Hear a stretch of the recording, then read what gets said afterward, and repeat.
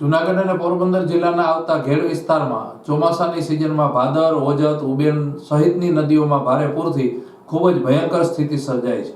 ત્યારે પ્રથમ રાઉન્ડમાં જ ઘેડ પંથકના ગ્રામ્ય વિસ્તારની મોટા પાયે જમીનોનું ધોવાણ થયું હતું, જેને લઈને આજે ભારત સરકારના કેન્દ્રીય મંત્રી અને પોરબંદર મત વિસ્તારના સાંસદ ડોક્ટર મનસુખભાઈ માંડવિયા, માણાવદર મત વિસ્તારના ધારાસભ્ય અરવિંદભાઈ લાડાણી, જિલ્લા collector Anilkumar Ranavasiya, DDO Nitin Sangwan, irrigation વિભાગના અધિકારીઓ, પ્રાંત અધિકારી સહિતના અધિકારીઓએ ઘેડ પંથકની પરિસ્થિતિનો ચિતાર મેળવવા રૂબરૂ મુલાકાત કરી હતી।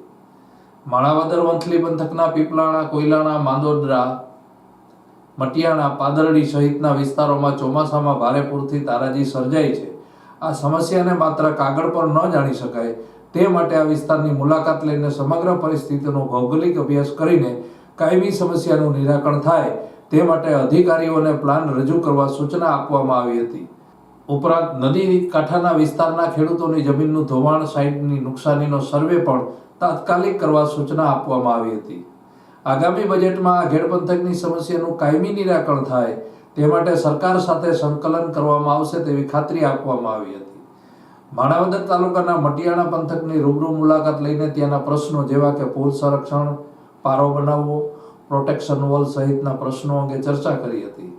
તેમજ માણાવદર જેએમ પાનેરા શૈક્ષણિક સ્કૂલમાં માણાવદર વંથલી પંથકના સરપંચો અને લોકો દ્વારા પ્રશ્નો રજૂ કરવામાં આવ્યા હતા, જે લેખિત સ્વરૂપે સ્વીકારવામાં આવ્યા હતા। તેનો અભ્યાસ કરી યોગ્ય નિરાકરણ કરવાની ખાતરી પણ આપી હતી।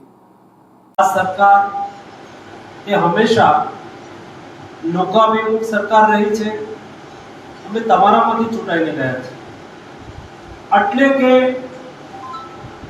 તમારી અપેક્ષા અને આકાંક્ષા એને પૂરી કરવી એ અમારું લક્ષ્ય છે, અને એ લક્ષ્ય પાર કરવું હશે તો તમારા વચ્ચે રહેવું એ બહુ આવશ્યક છે, તમારી વાતને સમજવી એ બહુ આવશ્યક છે। હું બહુ સારી રીતે સમજુ છું, જનતાની અપેક્ષા ક્યારે એવી નથી હોતી કે અમે તમને મત આપ્યા છે એટલે તમે અમને આકાશમાંથી તારા ઉતારીને આપી દો, કોઈ આપણે લોકો અપેક્ષા નથી રાખતા।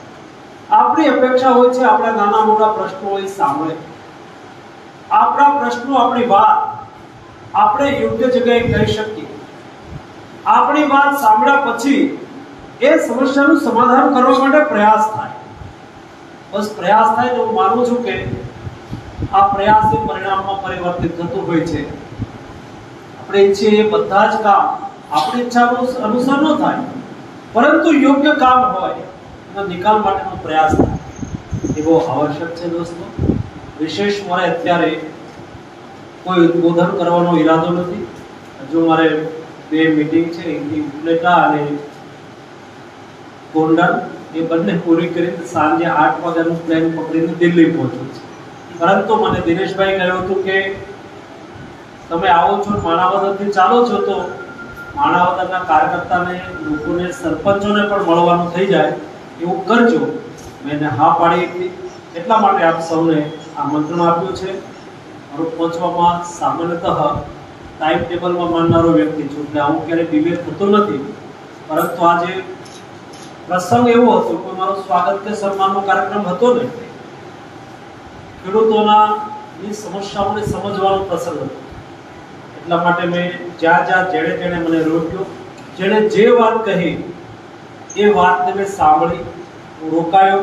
કેટલાક ગામની અંદર કાર્યક્રમ નહોતો, પરંતુ એ ગામમાં રસ્તામાં અમે નીકળવાના હતા તો આવીને ઊભા હતા, તો એમની સાથે પણ મેં સમય વિતાવ્યો।